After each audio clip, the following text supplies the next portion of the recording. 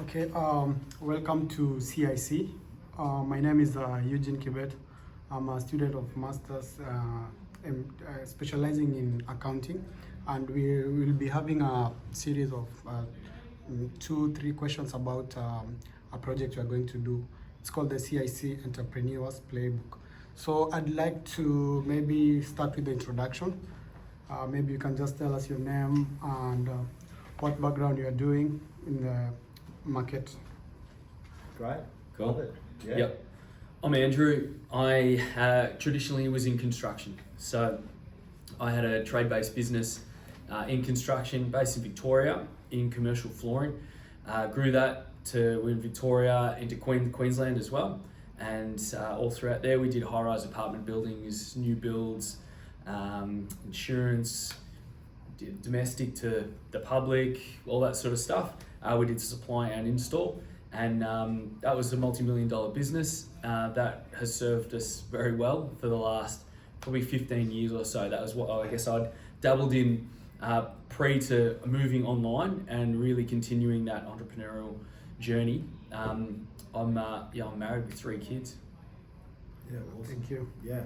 And for some further context, Andrew and I have known each other for quite some years, and we've really connected on that business entrepreneurial side of things. And so come from a very similar background and story, especially through business. But same for me, I was in traditional business. I was in landscape construction, doing high-end landscapes for homeowners in Melbourne.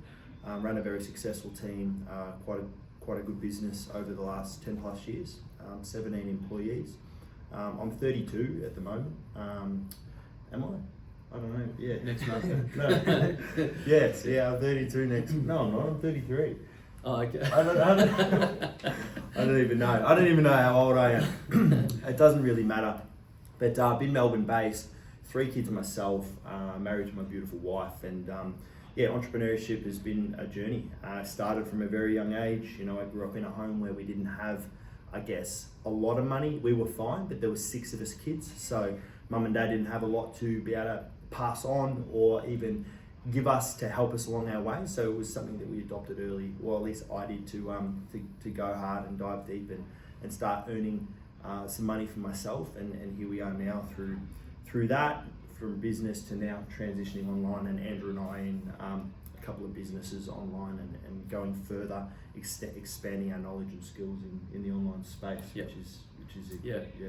It was an important transition for us. I mean, coming from traditional business, and this is no slight on traditional business, because seemingly you guys here are all at uni studying something within the space of traditional business.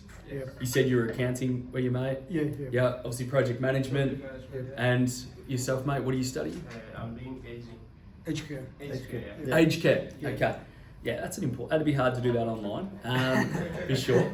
But so you guys are you're all in traditional business here. So there's no slight on traditional business. But for us, the important thing was scale, and was, I guess, return on investment. And it was looking down the sands of time. We're like, okay, we've been doing like traditional business, normal business, brick and mortar, for X period of time now. I'd done 15 years in my business. I'd done other stuff previous to that as well. Gone 15 years. Would I be okay if I was in the same spot in another however many years, sacrificing my time for money, which is essentially the transaction that happens within traditional business, is that it's time for money. So say you're going into working in an accounting firm, and mate, I need my taxes done as well. So, absolutely, it's great.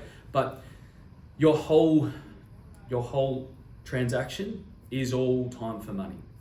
You're in an office and you do a job for somebody, and then it takes you X amount of time to do that physical job, and obviously your tax return is a very elementary side of things. There's far more to it, mate, absolutely. But you do that, then there's like a transaction that happens, your time, their money, and it's that trade. And so moving online, it's not just about, I didn't want to have to pick up a hammer anymore. Realistically, I wasn't picking up a hammer anyway. I hadn't picked one up in a long time.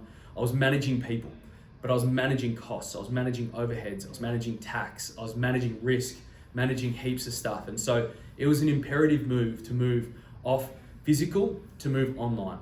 Your market goes from being, point something % of Australia, or Victoria's population Yeah. is your market. It's no different to accounting, Yeah. project management, or even aged care. Yeah. There's only a percentage of people that are a certain age that go into aged care. There's only certain people that can afford aged care, whatever. So your market is capped regardless. Yeah. But to be able to move into a sphere where your market instantly becomes significantly larger with instantaneous access. Yeah. So- From country to international or globally. Yeah. Yeah. Yeah. And that's the thing with local business or traditional business for the most part, especially in the trade. You know, it's like it's local. You know, Yeah. so Mm. yeah. Well, how do you make money in landscaping? Yeah, we've got to do a job for a client that's physical, and you know, create a beautiful garden or hard structures. But yeah, I'm not flying on a plane with all my tools to somewhere overseas to do it for someone.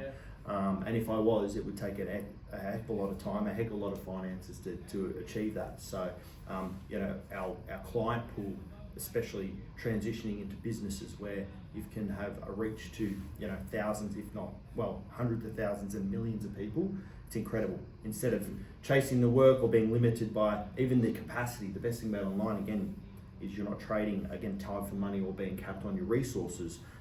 It's all automated. And so you could have 100 clients at a time and be able to manage them all seamlessly compared to being I could never have done that in traditional business. You can't. I mean, you could probably scale to a point where you could manage that size of project or projects at a time, but then you're just taking on a heck of a lot of more stress, Yeah.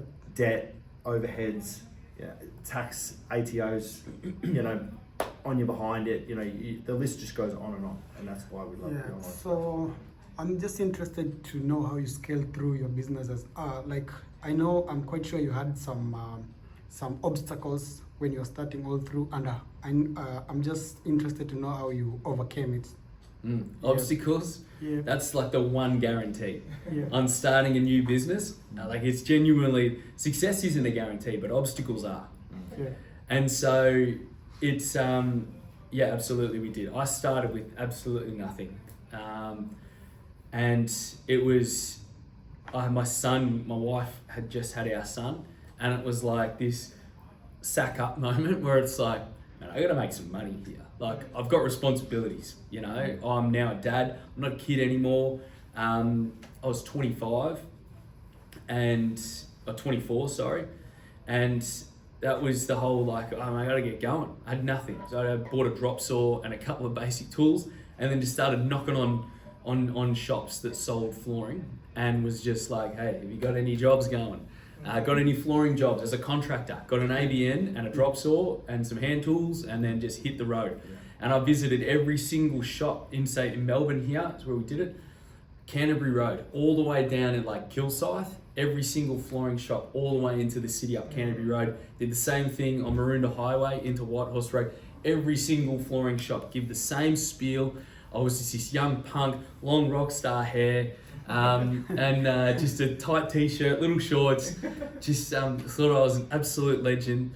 And I just did my spiel. I had a business card of Vistaprint, no money, no work whatsoever. And I backed myself, and I just slowly started getting work in. Just, yeah, man, it was like the time, it would have been like a $200 job initially. And it was like, oh, come on.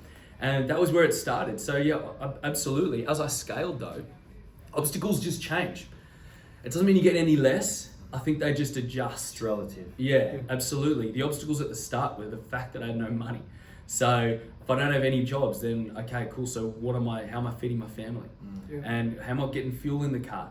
I get a job, great. How am I getting blades? Like for my saws, like how am I getting whatever? And so, and then I do a job, and then okay, well, I got to send an invoice. I don't know any of this stuff. And then I get some jobs, then I start trying to scale a little bit. Okay, cool. Might get some people on, get a couple of subbies on board. Yeah, man, I'll give you full-time work. You come and work for me for $25 an hour, which 15 years ago was pretty good. And then all of a sudden I run out of work. What do I do? And so I would just not pay myself. And so we'd come and do a pissy little job. And I'd make sure that they still made their money for the day, and I would make no money. I'd play it off like, oh, no, it's fine, mate. You know, just get on the next one. It's all good. They'd be like, man, are you sure? Yeah, it's all good. Secretly, inside, I'm just like, geez, if I don't make this work, like, I'm done. There's multiple levels to it, though. Yeah, I'm going to let other people down, but it also means I'm a failure. Yeah. It means I want to try and start something that I physically, with all of my efforts, couldn't make happen. Yeah.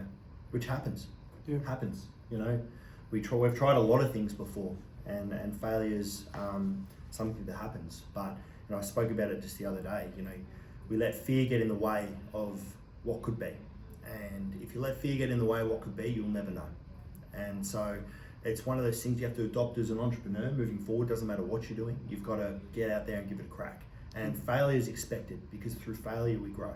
We don't learn lessons in the growth period, we learn lessons in the failure that then level us up to that next point, where we know what not to do, but also then what to do as well, what to put our time and energy into, which is imperative. And I was in the same boat. Started with nothing. I finished my apprenticeship in the trade in landscaping. The day I finished my apprenticeship, that was when I walked away from my employer, and I knew that I wanted to step into the space, because I just knew that, well, I'm not working for someone else. You know, I've learned the skills, I've got my certificate, I'm going to go start my business. And it was ground zero. Had no work, had nowhere to start, but you start chipping away, you're speaking to people, you're opening yourself up, you're just saying, hey, I'll take whatever. And you need to start at that ground zero point, and started with no resources, no money, and then you buy your first set of tools, and then you make a bit more money. But what happens, and we were talking about it earlier, is you just keep reinvesting. So what happens with traditional business, all you do really is keep reinvesting back into that vehicle to grow, to scale, to get yourself to a point where you're like, I feel like we've made it, or at least we've got enough resources that we can carry on. But I guess we start to then take on more responsibility, more work. What becomes was scary at the time, we then go, well, I think we're ready to scale a bit more. I think if we can scale, we can make some more money. But again, it's not always the case. You know, you're putting yourself in a position and priming yourself for bigger downfalls as well. But again, it's all relative. Like, you're not going out, like Andrew's saying, you win, you get all excited over $200 job that's been accepted. And I was the same. You're talking the low end stuff, but in the moment you're like, hey, this is a lot of money, this is great.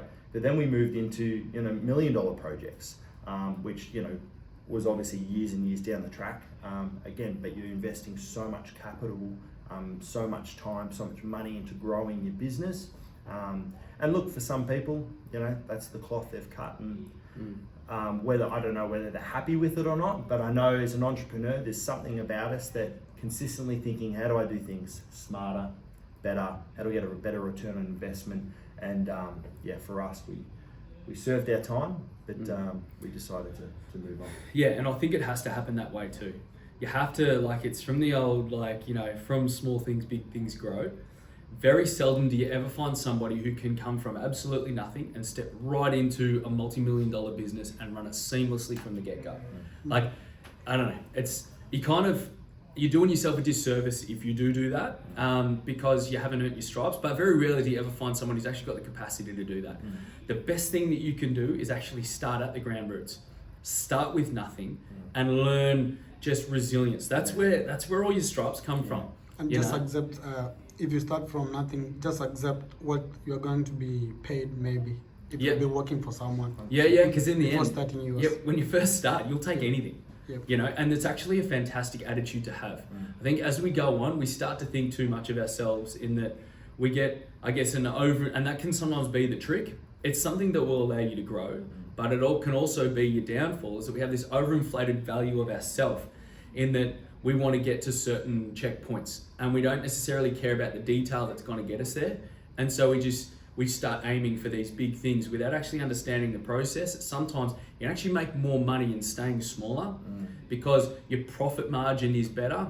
Yeah, the turnover might not be as good, but your profit margin is better. Now, profit margin is what is all, as an accountant, mate, you'll be able to testify. Turnover means absolutely nothing. Yep. We're doing $1 million flooring jobs all the time for builders who are doing $500 million a year, and they still have the same cash flow problems because they're not profitable, or their profit margins are so small that they're doing $500 million, but they can't pay a $10,000 invoice. Right. Now, why is that the case? When you've got $500 million coming through your company every financial year and you struggle with a 10G invoice, it's because your profitability isn't right. And I guess, but for us, we constant self-evaluators. And we're hustlers, and we move, and we're not personally attached to anything. And so even with a business, genuine blood, sweat and tears into building a business from nothing to where we were doing multi-millions a year, and it got to a point where it was just like, okay, yeah, is there an easier way to make money here? Is there a better way to make money? Is there a more efficient way to make money? If so, great, cut it off. Cut off the business and move, pivot. Be flexible enough to not try and flog a dead horse, but recognize it if it is. And so I guess that has been a big transition for us that we were more than willing to make. Absolutely. I'd just like to dwell on maybe the past years that you've been in the business. Did you ever think of maybe going back, like to start, maybe do something else from what you've been doing right now, since this one is thriving well?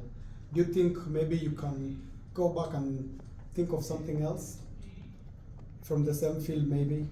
Yeah, bro. Because you are not an entrepreneur, and you are not a proper business owner if you don't think that at least once a week. Every single week for the whole duration of your business. You think of different opportunities? Oh, 100%. 100%. Because just as progress is slow, but failure can be fast.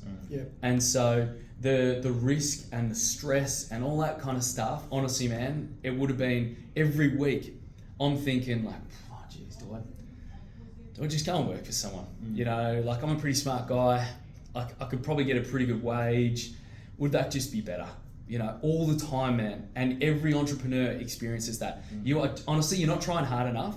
If you're not like getting ready for work one day, just thinking, what the hell am I doing? Often. Yeah, 100%. I totally agree.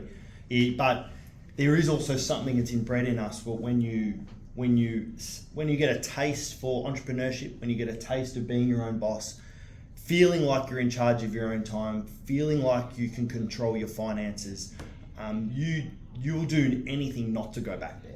And you're quick. There's a quick realization of going, I'm not loving where I am right now because I'm feeling under a lot of pressure, a lot of anxiety, a lot of stress, whatever it might be.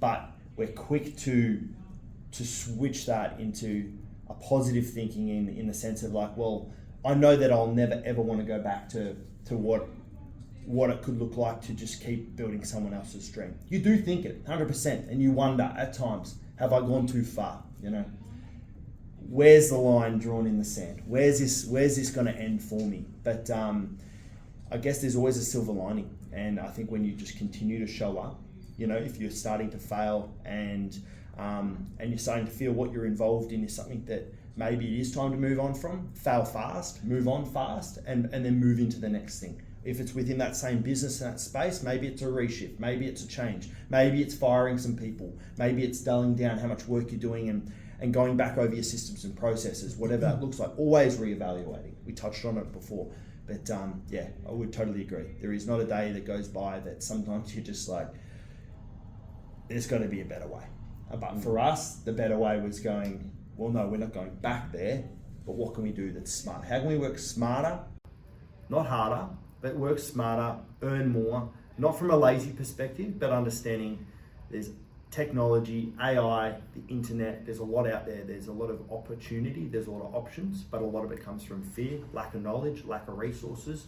And you're left in a position where it's a bit of do or die. Do I stay where I am, or do I move forward? Anyone who's thinking about it, genuinely, it's good for you. It's good for you to wonder, what am I like? Should I just go and get a job? No, you shouldn't. You should persist.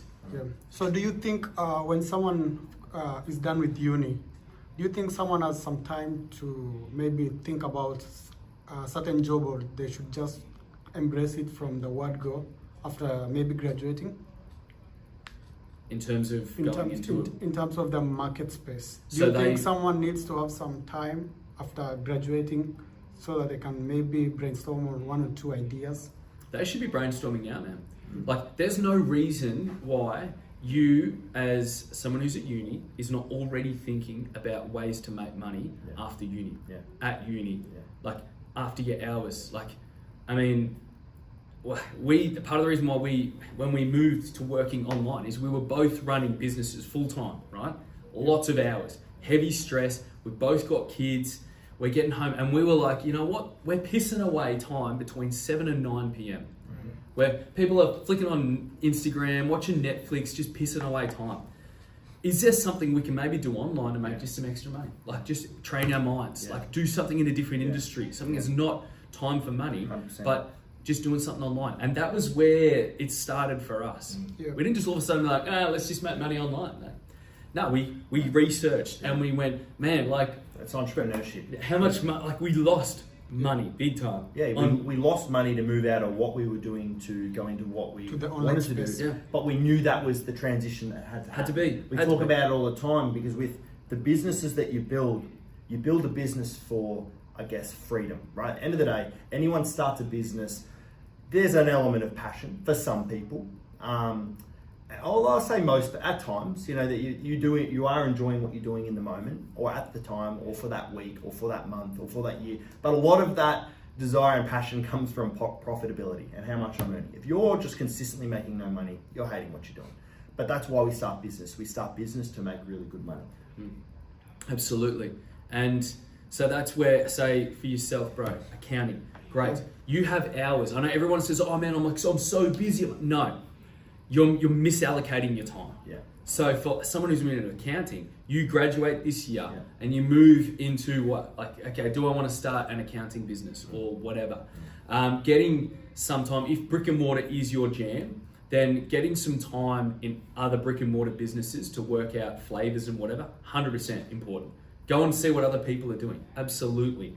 But I think everybody needs to have some kind of side hustle, Yeah. 100%. Yeah. And side hustles don't need to take 40 hours a week. No, learning a new skill. Nah, ours was like, what, an hour a day? Yeah. What was it. started as Andrew said, we wanted to educate us and put ourselves in a position where we were thinking a bit different, wanted to learn a new skill. But once we saw the potential in the online space and how easy it was to leverage, it was a no-brainer to start thinking straight away about how do we think about stepping away from running a business with employees, with stock on hand, with all the overheads, with clients not paying money, with, you know, the list just goes on. I could go on and on. How do we step away from that? And that's where we're like, here we go, we found it. You know, and there's a lot of opportunity out there, and that's the best thing about entrepreneurship is there's a lot of opportunity out there. But again, no entrepreneur is got their finger in just one pie. You know, like they might have a mothership, they might have their cash cow vehicle, but they're either investing, you know, nowadays it's jumping into crypto and you know, stocks and the blockchain technology and leveraging selling digital products online or even physical products online, connecting consumer to distributor, which each and every one of us have an opportunity to do that. But you've got to stick your fingers in a few pies and work out what works for you, and that's where it starts. You know, not everyone's cut to do the exact same thing. Obviously, that's why there's diversity in opportunity and what people are successful at. What I'm successful at now isn't something that, you know, person B will also be successful at necessarily. It comes down to drive, passion, skill set, but it's all learned. Yeah, that's good. I'm so happy that you guys are progressing all well good. So talking matters about scaling, what is the advice maybe you can give to the students who are going to graduate anytime soon, or those who are maybe coming to uni, because the end goal is all about entrepreneurship. Everyone wants to be their own boss, you know. So what is the, maybe roughly you can just tell us the maybe a word of encouragement that you can give to the students who are just coming to the field, and just give them like hopes, something. Yeah, in terms of scaling. Yeah, in terms of scaling, yeah. Yeah, scaling always comes from reinvestment. You can't scale without investment. Now, so scale can look different in different ways. Sometimes scale is taking on more clients, sometimes scale is moving locations, sometimes scale is getting more employees. Either way, it takes investment, and investment takes time. You can get a loan for it. Yeah, I mean, as an accountant, you would advise people on, you know, how you can do those bits and pieces. There's certain tax write-offs and whatever. In the end, scale is always a reflection of self-belief. You cannot scale anything if you do not believe full 100% in what you're doing and who you are as a person. Yeah. Your belief in yourself is the most important belief you can hold. And so if you're if you're interested and you're keen to scale, you want to grow a juggernaut in your industry, I love that. I love hearing about people who are keen to bet on themselves and have a crack. Your belief in yourself is going to need to be bigger than your dream for your business. Yeah. Every time. Yeah. There is no way that your business will ever outgrow you and in terms of your belief in yourself, because you have to see it first. That old Conor McGregor thing. If you can see it up here and you got the faith enough to speak it, it will happen for sure. But you have to see it here first. You got to be big enough inside to be able to make it happen. Because like Liam said before, like as long as you want it bad enough, you'll make it happen. Yeah. So scale is easy, provided that you believe in yourself. 100%. 100%. The one thing we talked about even just today is people always are looking for guarantees. Guarantees, yeah. And in business, guarantee isn't something that gets thrown around lightly because it's hard to guarantee something. But as an entrepreneur or heading into entrepreneurship, the one thing we can guarantee is if people are looking to make the leap, they might already be in it or trying some bits and pieces. But the one guarantee for anyone that wants to give something a crack is that if you don't, you're just going to stay exactly where you are. Your situation's not going to change. You want to make more money, there's your guarantee. You stay where you are, you're not going to make any more money. You want to move locations, you want to grow your business, you want to buy certain things, you want to upscale things for your family, it doesn't matter what you want to do. The only guarantee is that you will stay there if you don't do anything about it. The guarantee is in what you're going to get out of it isn't always going to be there. It's one of those things. Sometimes we come in calculated, sometimes we come in with a heck of a lot of faith or trusting another individual as well. Sometimes we receive the information from individuals, and that's a big part of it as well. There's a massive trust aspect of going. But then again, we've known it as well. We've lost a lot of money over the years, not just in business, we've lost it in trying things from entrepreneurship. And that's the big thing too. You cannot be attached to the tool. And the tool in entrepreneurship is money. You know, if you're attached to money and you've got a bad relationship with money, you will never go anywhere because you're going to hold it too closely. You're going to be too sheepishly about actually wanting to invest it. But end of the day, without putting that down, that's a big part of entrepreneurship. You've got time and money. They're the two main factors when it comes to scaling anything. And you've got to be willing to invest both. If you can't, and if you're not willing to lose it, then stay where you are. You know, you're probably not cut out for it. That's the reality. Okay, thank you so much for your word of encouragement, and I believe my colleagues also have grasped something from today's meeting. Yeah. Hope to put in place what you guys have told us. Yeah, because I hope so, bro. yeah. I hope you finish up uni, and I hope you go on and do something. Was there anything else that you maybe? And if you could also elaborate about your program that you are running as well. Yeah, absolutely. Yeah, sure. Easy. I mean, it's an easy one for someone who doesn't necessarily have a huge amount of money but has a drive to succeed. We operate in essentially the affiliate marketing arena, which is where it's like drop shipping but without any of the dicking about. Stock on hand, having to set up your own website, having to Distribution, find products, warranties, all that stuff. Yeah. We get paid really well to promote other people's products. And we hold nothing of the in-between stuff. Yeah. There's no like setup costs, there's no making websites, there's none of that stuff. And so the scalability on that is huge because your return on investment is fantastic. Yes. We run some ads on Instagram. Yeah. And then people hit us up. We get stacks of people every day hitting us up, and when they proceed with, I guess, our program and getting involved in what we're doing, we get paid very handsomely for it. Yeah, 100%. I wanted to touch on something as well, and Andrew was saying it's unlikely and it's probably not a wise thing for someone who hasn't been in business or tried some things or built any levels of resilience to then start some huge company or some huge business.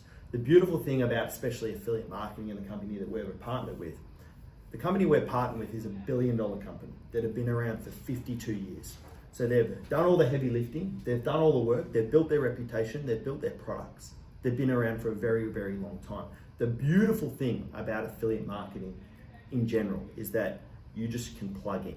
You just plug into that vehicle done for you products, done for you reputation, and it's an incredible space to be in because you can, for us, the scalability of this is huge, and for us, our goals financially is far greater than probably most individuals. Most people are just looking to make a few extra dollars, maybe a side hustle, maybe to replace their income.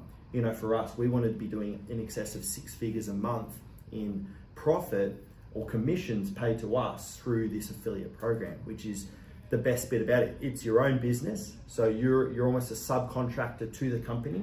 There's no ties other than you connect a consumer or a entrepreneur or someone that is wanting to either buy the products or they're wanting to buy into a business model. And for us, our niche is teaching other individuals how to break the shackles and the chains of thinking small and staying in a 9-to-5 grind to then moving into a space that is completely uncapped.